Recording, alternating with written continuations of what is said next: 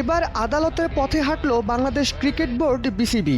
আসন্ন টি-20 বিশ্বকাপ থেকে ছিটকে পড়ার পর আইসিসিকে চিঠি দিয়ে যখন কোনো ফল মেলেনি, তাই ক্রিকেটীয় এই দেশটির গন্তব্য আন্তর্জাতিক ক্রিকেট আদালত। আইসিসির সিদ্ধান্ত পরিবর্তন করতে প্রয়োজন হলে সুইজারল্যান্ডের কোর্ট অফ আরবিট্রেশন ফর স্পোর্টসে যাবে বিসিবি। বৃহস্পতিবার এমনটাই জানিয়েছে ভারতীয় সংবাদ মাধ্যম প্রেস ট্রাস্ট অফ ইন্ডিয়া।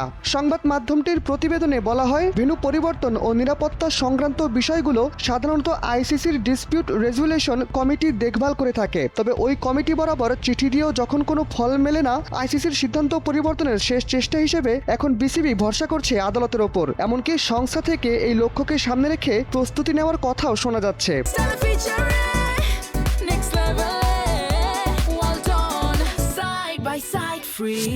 তবে নাটকীয়তার শুরু যখন বাংলাদেশের চিঠির জবাব দেয় আইসিসি। চিঠির উত্তরে তারা জানিয়েছে, ডিআরসি বা ডিসপিউট রেজুলেশন কমিটির কার্যপরিধির 1.3 ধারা অনুযায়ী কোনো কমিটির সিদ্ধান্ত বদলানোর এখতিয়ার সংস্থাটির নেই। আর এ কারণেই বাংলাদেশ বারবার ভেন্যু পরিবর্তনের প্রস্তাব দিলেও সাড়া মেলেনি। ফলস্বরূপ বাংলাদেশ ক্রিকেট বোর্ডের শেষ ভরসা আন্তর্জাতিক ক্রীড়া আদালত, এমনটাই মত ক্রিকেট বিশ্লেষকদের। অন্যদিকে এত নাটকীয়তার পর বিশ্বকাপে বাংলাদেশের বদলি দল হিসেবে খেলা দেশটির নাম প্রকাশ করেছে আইসিসি। শনিবার ইএসপিএন ক্রিক ইনফোতে জানানো হয়, বাংলাদেশের বদলি দল হিসেবে বিশ্বকাপে স্কটল্যান্ডের নাম ঘোষণা করা হয়েছে। তবে আইসিসি বিষয়টি নিয়ে এখনও নিশ্চিত করে কিছু বলেনি।